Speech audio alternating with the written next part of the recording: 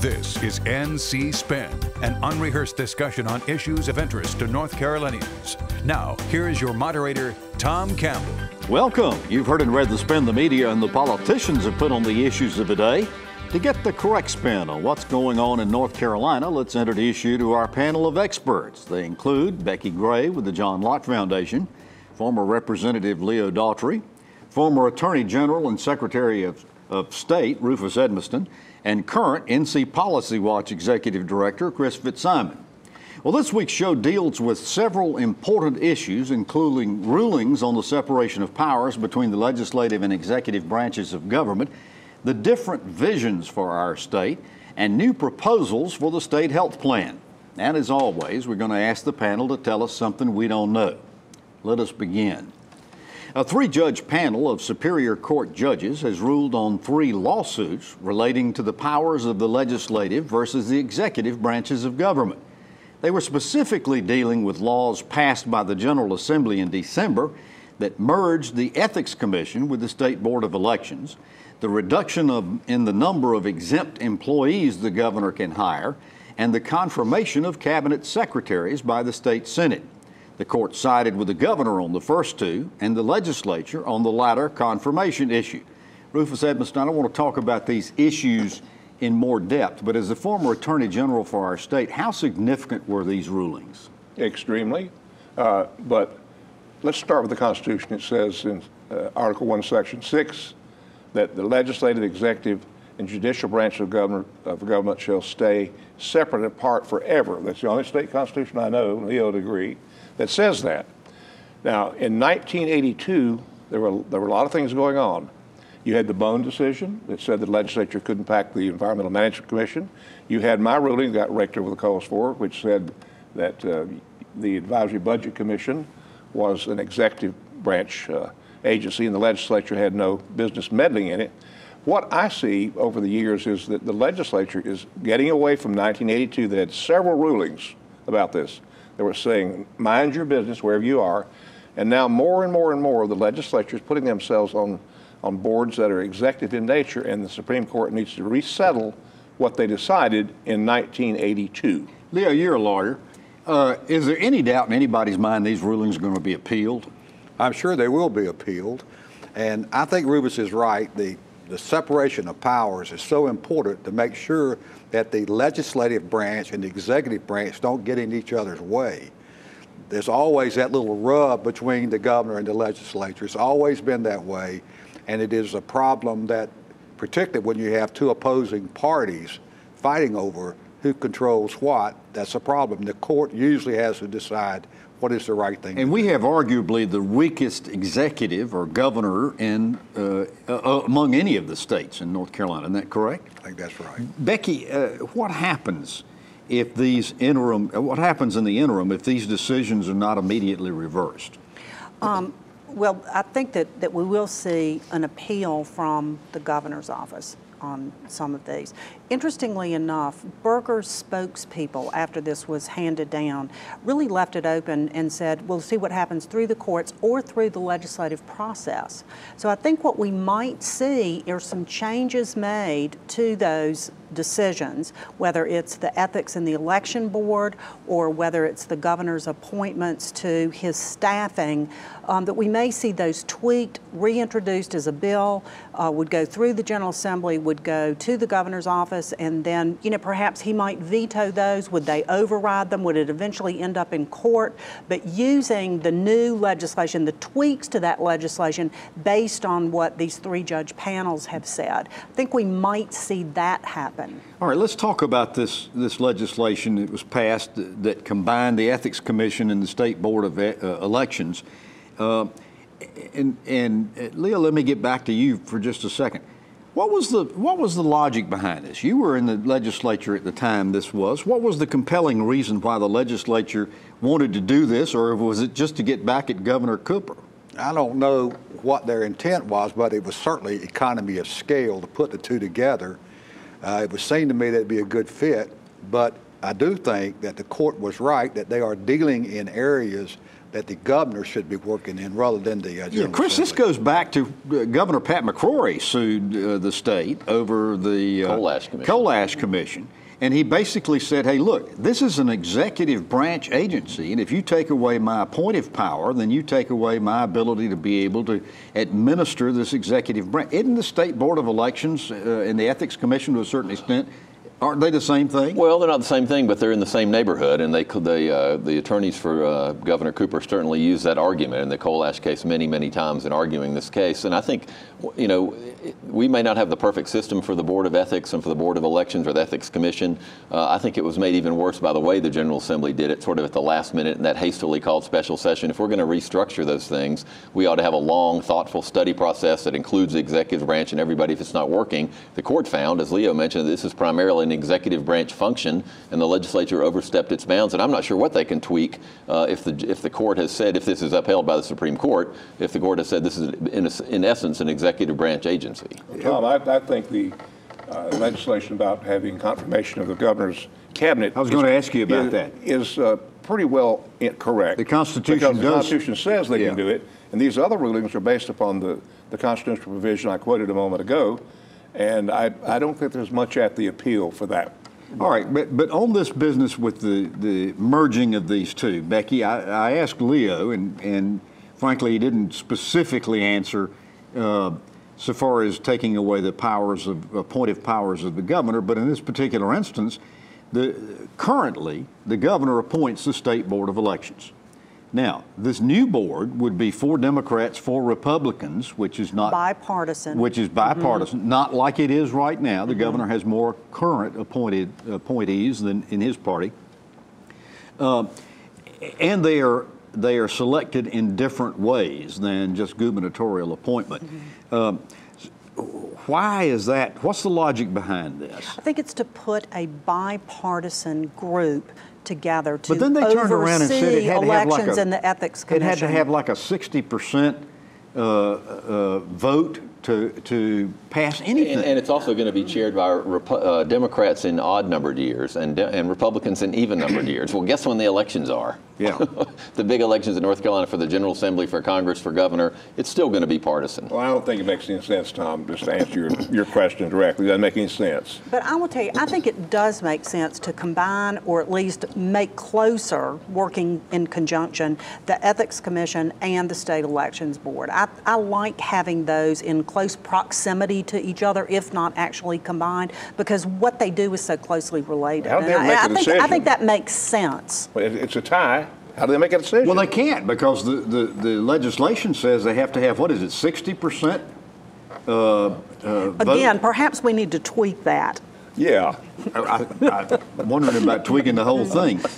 Leo, the other legislation would have greatly restricted the number of exempt employees. Now, in the legislature, y'all rose the number of exempt employees. Now, exempt employees, for people who are not familiar with that term, it basically means at will. The governor can hire, the governor can fire. It was raised up to 1,500 when McCrory was governor. Before that, however, it was around 400, 450, but it reduced it back down to that number. And the court said they were going to stay that decision because, again, they thought it was interfering with the constitutional powers of the governor. Comment on that. Well, that's a funny thing because Governor Perdue had, I think, 400 exempt. Governor Easley had 400 exempt. They did raise it for Governor McCrory, and then they put it back the way it was for so many years. I don't know why that is a problem. I really don't. Chris, one of the things that happened is, and this does happen at the close of any administration, truthfully, but at the close of the McCrory administration, they were taking people off exempt status and burying them in jobs all over state government. Well, that's right, and administrations have tried to do this. Democrats have done it, and Republicans have done it. But Leah was mentioning it was 400 or rough 400 to 500 for Easley, 400 to 500 for Perdue. Then and Governor McCrory got 1,200. I think he hired about 1,000 or 1,100 of them. That's right. It was 1,200. And then they were going to go back No, they gave him $1,500, but he only got to hire only to hire at $1,100. Then they want to only give Cooper $425. Then as a compromise, they raised it to $700. What that in effect means is that if this stays, Governor Cooper would be forced to run his agencies with several hundred of McCrory's political appointees, not professional appointees, but people who subscribe to McCrory's political agenda, which hardly seems like the governor should have to do that if he's trying to get his own priorities through state government. Again, being able to administer executive branch agencies. That's right. All right, so let's take this through, and particularly you two lawyers help me walk through this. How long is this process going to take? How long will it be before we, the people, know how the courts are ultimately and finally going to rule on this? Well, I think the legislature will continue to pack the boards and commissions that have executive powers. Well, on these particular lawsuits. On these particular lawsuits, it's going to be a long time, and there needs to be some definitive. I think everybody needs to go back and look in 1982 that I mentioned a moment ago, where the court was pretty clear about if you are charged with an executive function, legislature, stay away. So what we have, Tom, is really the courts are now making policy. That's a new thing for North Carolina. Well, it's actually legislation by courts. Yes, that's what we've come down to. I mean, because the courts it's policy. When you get through with it, they're setting the policy, and neither the governor nor the legislature should give that up lightly. All right. Have you signed up to receive our free weekly email newsletter Spin Cycle? It's easy to do. Just go to our website, ncspin.com, and sign up.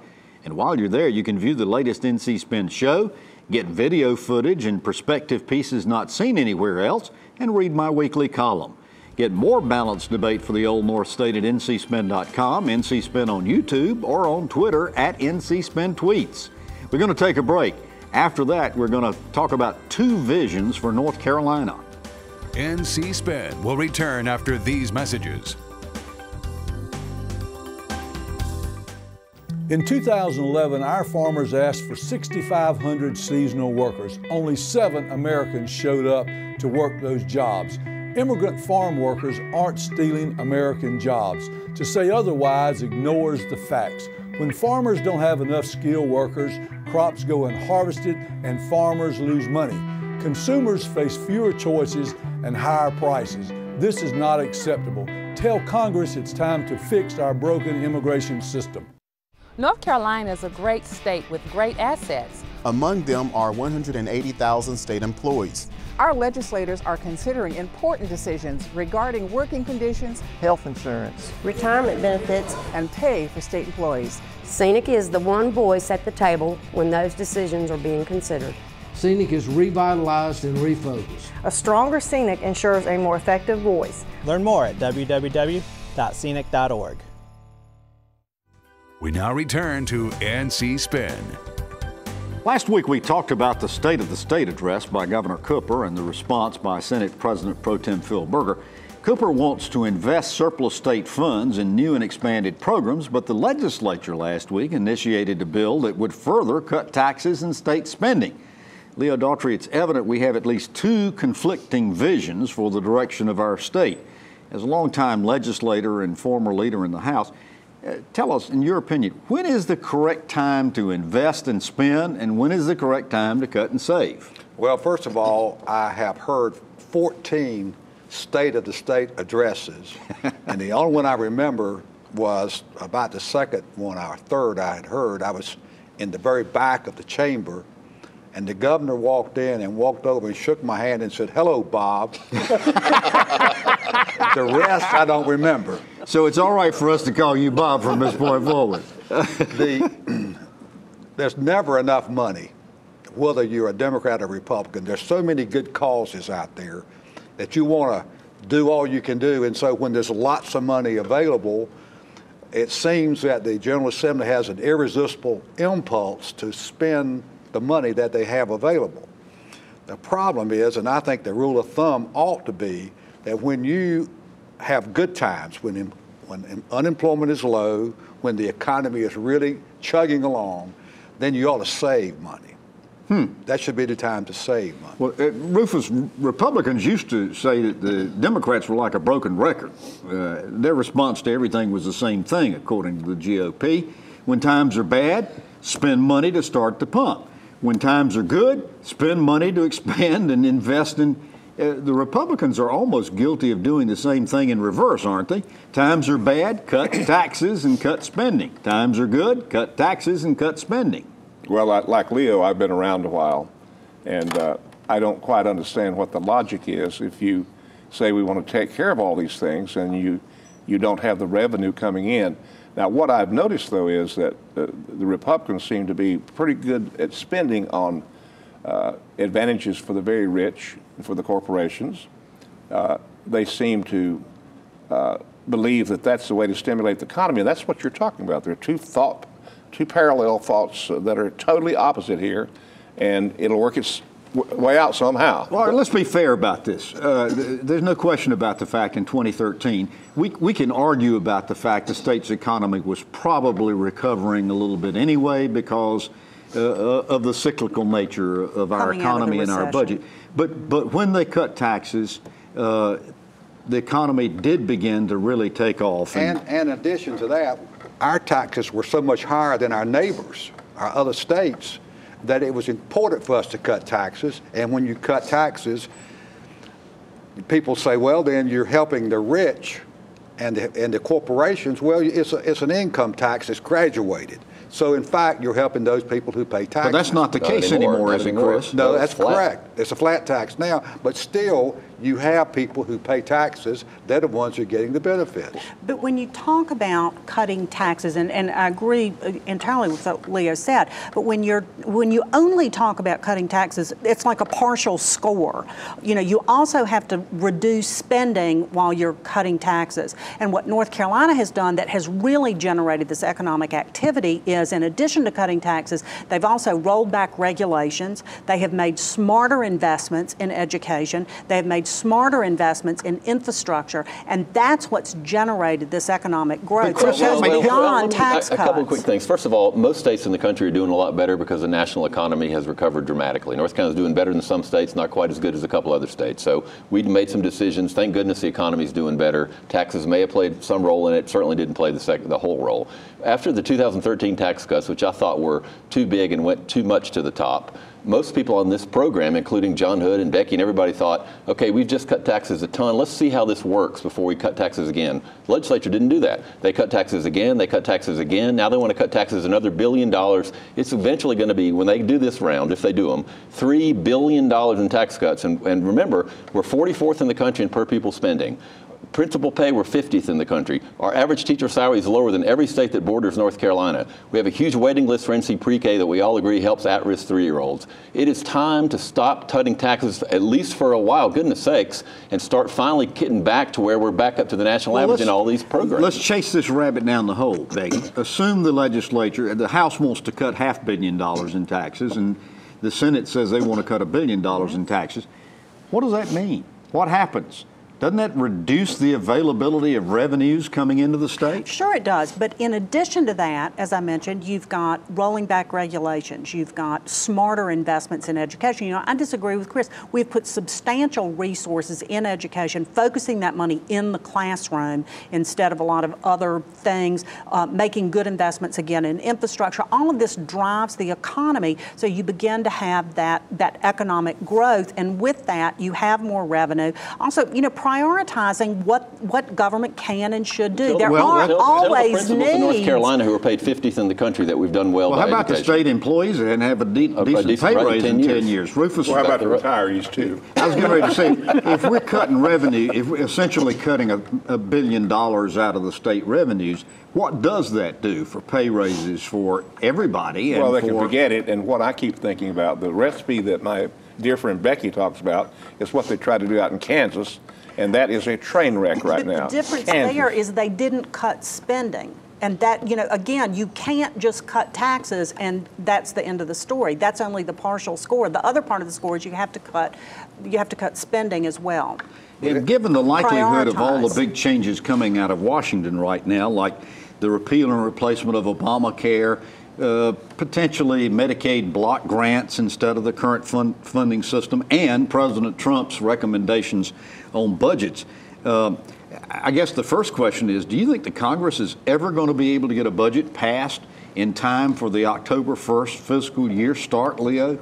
Well, they've never had a budget in so long that I don't know whether they'll have one this time or not. I hope they do. Well, so if that doesn't happen, Chris, what's going to take place? Are we going to see a government shutdown, continuing resolution? I doubt we'll see a government shutdown. If we do, it'll be just for a while, but we might see a continuing resolution that slows spending or caps spending again, or has a different kind of sequestration and all the other crazy things. I can't believe that we're literally talking about cutting Meals on Wheels. That's where this country has gotten to. The one program that everybody in the United States understands how it works. Poor Elmo is out of a job, for Pete's sake. Becki, getting back to that for a minute, with all the uncertainty that's playing out at the national level, at the national level, why does it make any sense for us to reduce revenues? I mean, in the state of North Carolina, we've got budget uncertainties. These guys are trying to pass a budget, and they don't have any idea what the Fed budget is. $14.5 billion a year, out of in addition to our $23 billion. Why is this the right time to be making big changes? Well, it's not making big changes. It's continuing the changes that have been made that have led to this economic growth. You know, this is not stagnant. When you put these kind of things in place, when you make North Carolina a more attractive place for businesses to start, for businesses to grow, for more people to come here to create jobs, you get all of that economic activity. But that's going to take a while to go into effect, assuming that it even works, We're already seeing it. Leo, I was with Sam Irvin 44 years ago. There was a budget then. I don't remember one since. But it's all what your philosophy is. Who do you want to give the advantages to? All right. We're going to take a break. After the these messages, talk about the state health plan changes. NC Spin will return after these messages. The healthcare landscape is filled with questions and uncertainties of changes that are coming. In these times of change, there's one thing you can trust. You can trust your family physician to work for you, not only in treating sickness and disease, but also your overall health. Regardless of how healthcare might change, the men and women of the North Carolina Academy of Family Physicians pledge to work upholding your trust. Family Physicians, your trusted healthcare advisors. You sleep on concrete till your body get immune to concrete. My mom got my brother and I up and said, come on, we're leaving. I became homeless in the beginning of this year. When I was about 4 or 5 years old, our house caught fire. I used to see my brother. If he see me, he'd turn and go the other direction. We did the only thing that we could think of, and we went to a Salvation Army shelter. You know, we don't have this, like, what's your background look like? We just say, what do you need? I remember the man from the Salvation Army coming down with a box of clothes. The Salvation Army officer bought my brother and I an ice cream cone. Last week, my brother walked up to me, and he just started a conversation. Today, I've given my life to the Salvation Army because I remember what somebody did for me, my brother, and my mom over 30 years ago.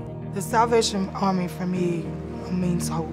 Compassion. Family. Support.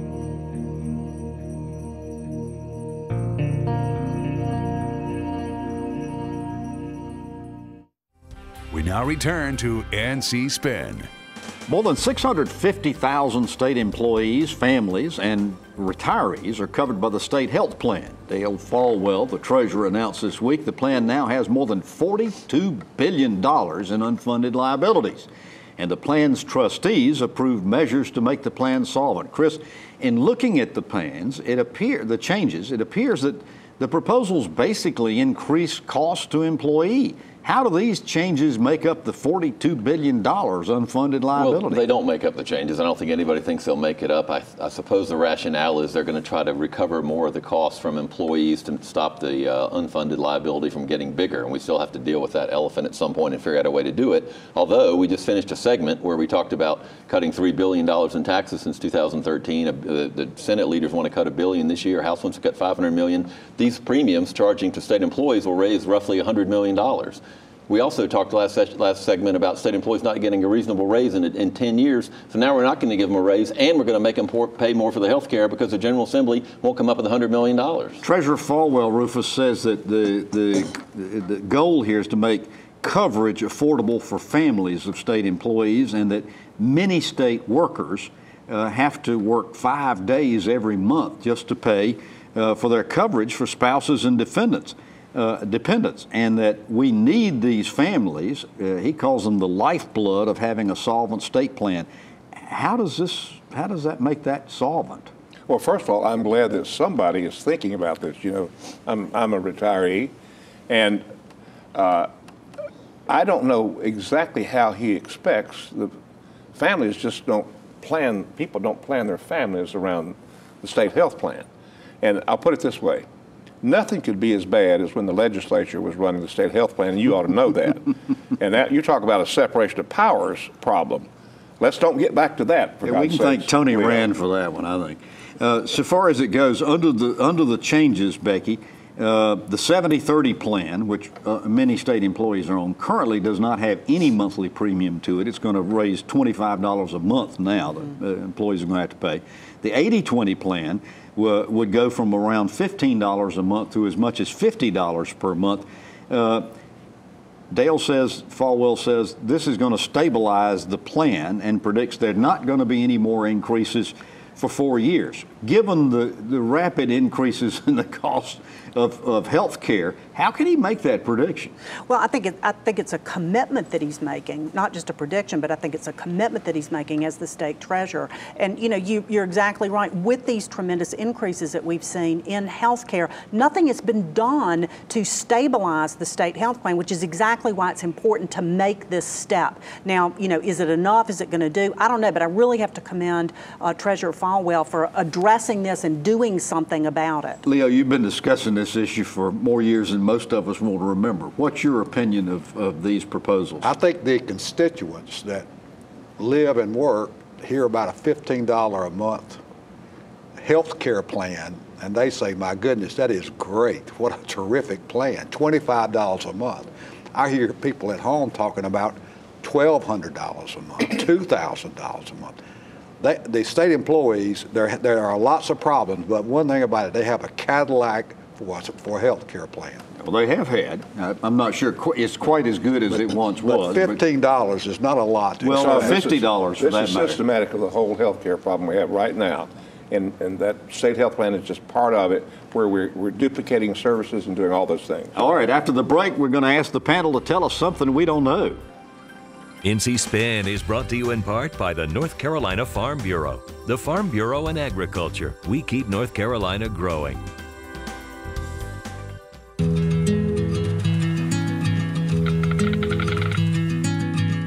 The cost of everything has gone up dramatically over the last 75 years.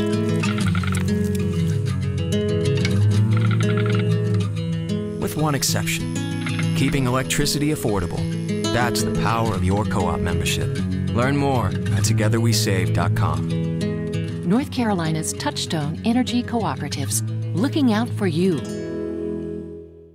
North Carolina is a great state with great assets. Among them are 180,000 state employees.